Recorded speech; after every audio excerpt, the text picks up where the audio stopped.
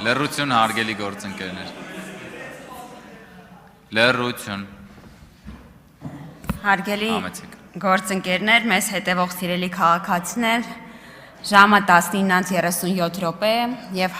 ուժեղ Հայաստան դաշինքը, որ պահանջում էր նիստը երկարաձգել մինչեւ 24:00, գրեթե 50%-ով նիստերի դահլիճից բացակայում է։ Այստեղ չէ նաեւ մի րոպե, ներողություն։ Հարգելի գործընկերներ, խնդրում եմ սեպարատ քննարկումները դադարեցնել, խնդրում եմ քննարկումները դադարեցնել եւ վերադառնալ նորմալ ռեժիմին։ Այստեղ չէ նաեւ Հայաստան դաշինքի գրեթե 80%-ը եւ ամենակարևորը քննարկումներից բացակայում է այսօրվա երկրորդ կեսի հերոս, հանձնաժողովի նախագահի թեկնածու Հարություն Հարությունյանը,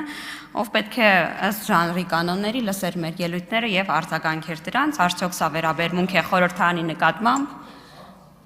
Գալիս է, բայց արդեն երկու ելույթ բաց է թողել, սա էլ մեր հայրենակիցների համար, բայց ես այստեղ երկար այս մասում չեմ կանգ առնի, քանի որ ահագին ասելիք կա եվրոպական ինտեգրման մասով, միայն որպեսզի տպավորություն չլինի, թե ես միայն ուժեղ Հայաստան դաշինքի պատգամավորների խոսույթին եմ արձագանքում, պարոն Գարիկ Սարգսյան, խնդրում եմ այսուհետ կանանց մասին խոսելիս եւ իրենց խոսակցություն նկարագրելիս չասել ճվճվ կանայք, որովհետև շատ հաճախ ճվճվում են տղամարդիկ, խոսքը մնում է կանանց հետ, ածականը։ Ես առաջարկում եմ առհասարակ բառերի ընտրություն չպայմանավորել սերով։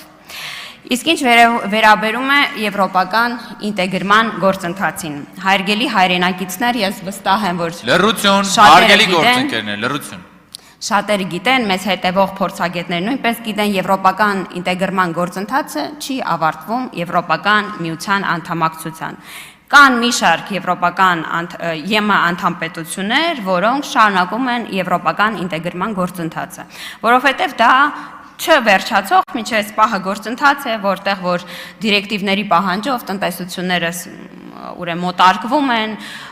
օրենսդրությունը մոտարկվում է եւ ուրեմն ճիշտ չէ ասել, որ եվրոպական ինտեգրման հանգրվանը եվրոպական միության անդամակցությունն է։ Եվ որ մենք ասում ենք, որ մեզ մոտ կասկած է առաջանում, թե ինչու է ուժեղ Հայաստան խմբակցությունը ընտրել այս հանձնաժողովը, այս կասկածը էլ ավելի է խորանում, եւ որ մենք լսում ենք արդեն երկրորդ թեկնածուին։ Նախ մեղմ ասած չի պատկերացնում թեկնածուն ինչի մասին է եվրոպական ինտեգրումը, ինչպիսի առաքելություններ կան Հայաստանում, ինչպիսի առաքելությունների մաս կարող է լինել Հայաստանի Հանրապետությունը, որովհետև վստահ եմ, որ եթե պարոն Կարապետյանը լսելիս լիներ թեկնածուին, երբ որ թեկնածուն ասեց, որ կողմ է միանալ եվրոպական միության առաքելություններին, այդ պահին արագ SMS կստանար, որում գրված կլիներ բացառությամբ Ուկրաինայում առաքելությանը։ Եվ պարոն Հարությունյան, քանի որ արդեն խոսք եք տվել, որ Եվրոմիության բոլոր դիտորդական առաքելություններին կողմ եք, եւ որ պահը գա խորհրդարանի կողմից համաձայնության տալու նման առաքելությանը, ես ակնկալում եմ, որ նաեւ Ուկրաինայում օրինակ է թե ինչ որ պահի քննարկում լինի նման առաքելության տեղակայմանը, դուք համապատասխան ձեր խոստմանը կողմ կքվեարկեք։ Պարոն Կարապետյան, դուք նաև նիստերի դահլիճում չէիք, հակառակ դեպքում Տիկին Ղաղրամանյանին վստահաբար կասեիք, որ Հայաստանի Հանրապետությունը չունի ասոցիացման համաձայնագիր Եվրոմիության հետ, ցավոք սրտի, իդեպ մեր իրավապայմանագրային հիմքը ՍԵՊԱ-ն է, որի կիրարկումն ապահովող միջգերատեսչական հանձնաժողովը արդեն փաստել է, որ դրա 60%-ը արդեն կիրարկված է։ Պարոն Կարապետյան, դուք նաև այս նիստերի դահլիճում չէիք, թե չէ հաստատ Տիկին Ղաղրամանյանին նաև SMS կգրեք, որ Եվրոմիության անդամակցությունը հացի հերթ չի, որովհետև ամեն անգամ գալիս այնպես եք նկարագրում, որ երկրները հերթում կանգնած են, դե միջև Հայաստանի հերթը գա, ուզում եմ ասել, որ Եվրոպական միության անդամակցությունը բլոկերով իրանց կողմից փաթեթների կատարումն է, եւ օրինակ մենք հիմա ականատես ենք լինում, որ Ալբանիան, որ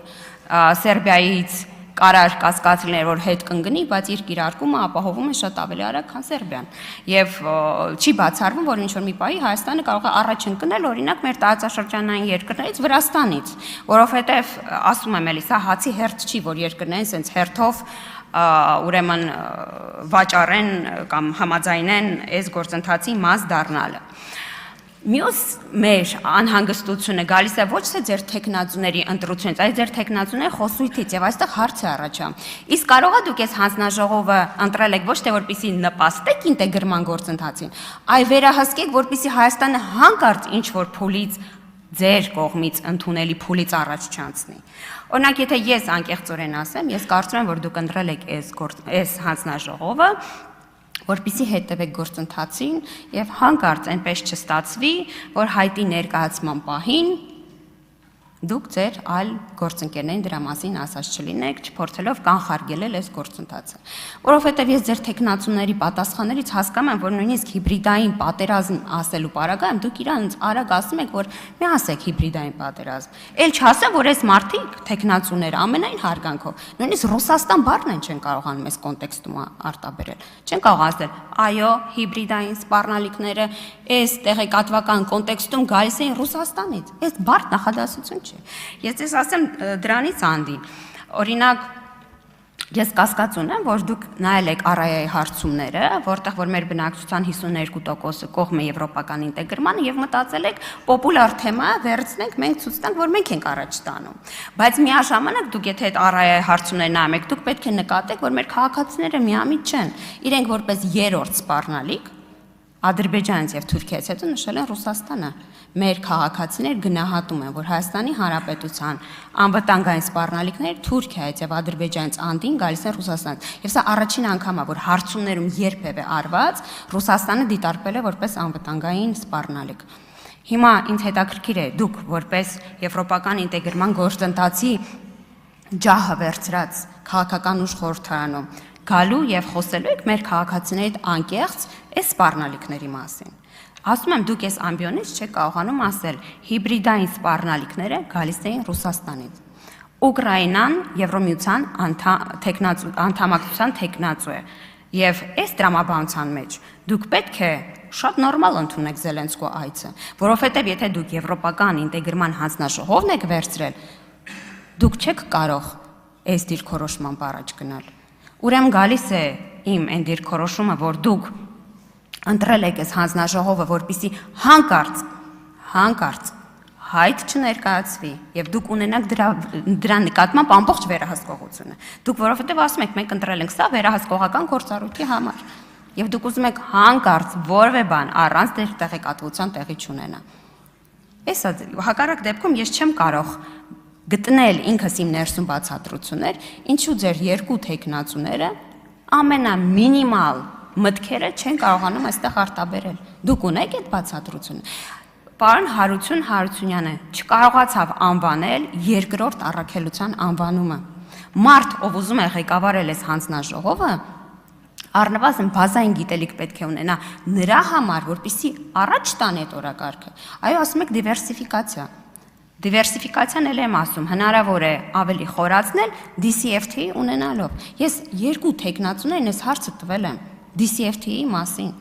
Եվ թույլ տվեք ասել, որ քանի որ ձեր փոխկապակցվածությունը հարաբետականի հետ շատ ուժեղ է, սցենարը կրկնվելու ախր դուք ճպտում եք, բայց մենք 13 թվականը անցել ենք։ Սերժ Սարգսյանը չի ստորագրել ասոցիացիան համաձայնագիրը։ Սերժ Սարգսյանը ձեր պես գալիս եւ ասում էր, նույնիսկ չէր ասում 5 տարի, Ժորժ ջան, հա, ջերմուկի շիշ է, Վահագն Արսենյան, հետո։ Ես դες հիմա բովանդակություն եմ ասում, դուք ինձ ինչ եք պատասխանում։ Սա ի ցույց է դնում ձեր անլուրջ վերաբերմունքը։ Ես անուններից չեմ վախում։ Ես Մեսրոպ Մանուկյանի հետ պատրաստվում եմ գնալ դատախազություն։ Ժորժ ջան, չեք կարող մեզ այս ամեն ինչը տենց գալիս ասում եք, ձեզ թվում է մենք ինչ որ մեկին մեր թիմից պահելու ենք, եթե նա կոռուպցիայով զբաղվի։ Ես հիմա ձեզ ուղիղ հարց եմ տալի, մի շիշը ցուրտ տվեք։ Ես ասում եմ, դուք անում եք լրիվ նույնը։ Սերժ Սարգսյանը ես այդ ժամանակ ԱԳՆ-ում ստաժոր եմ։ Այսօրվա պես Զորիկ Մնացականյանի դեմքը հիշում եմ։ 5 տարի այդ մարդը բանակցել եմ։ Շավարժ Քոչյանը հարցազրույցներ է տվել այս թեմայով։ Բացատրել է, թե ինչու է ԵԱՏՄ անդամակցությունը անտրամաբանական։ Դրան, եթե չեմ սխալվում, էլի մարդ Տիգրան Սարգսյանը փոխվարչապետ։ Հսկական հոդվածներ կան, որ միջից պահը չեն ջնջվել, կան։ Այս մարդիկ ասել են, որ ասոցիացիան համաձայնագրի հետևից գնալու ենք։ ԵԱՏՄ անդամակցությունը անտրամաբանական է։ Սեպտեմբերի 3-ին Սերժ Սարգսյանը որոշում է կայացնում եւ ասոցիացումից մնում է ՍԵՊ-ան։ Հիմա ես դες ուղիղ հարց եմ տալիս։ Մենք ՍԵՊ-ի կիրարկումն ապահովում ենք։ Որն է ձեր դիրքորոշումը DCFTA-ի վերաբերյալ։ Կներեք անգլերեն եմ անդադասում ազատ առևտրի համաձայնագիր։ Կարա, ես ասել եմ իմ դիրքորոշումը որն է։ Ես հորդորելու եմ, անելու եմ ամեն ինչ որպես հանձնաժողովի անդամ, որպեսզի դա իրականություն դառնա, Ժողովուրդ ջան։ Ես չեմ ուզել ԵԱՏՄ հանձնաժողովի անդամ լինել։ Ես 8 տարի ես հանձնաժողովի անդամ եմ եւ իմ ամբողջ ներուժը, իմ մասնագիտական գիտելիքը ուղղել եմ DCFTA-ին։ Եվ ես հիմա հարց ունեմ, բարդ նախադասություն չի։ Եկեք որպես հանձնաժողովի նախագահի տեխնացու, ասեք որ որպես այս հանձնաժողովը ընտրած նախագահի տեխնացու կողմեք այս պայմանագրին։ Էս է, այսքան բան։ Էդգար Ղազարյան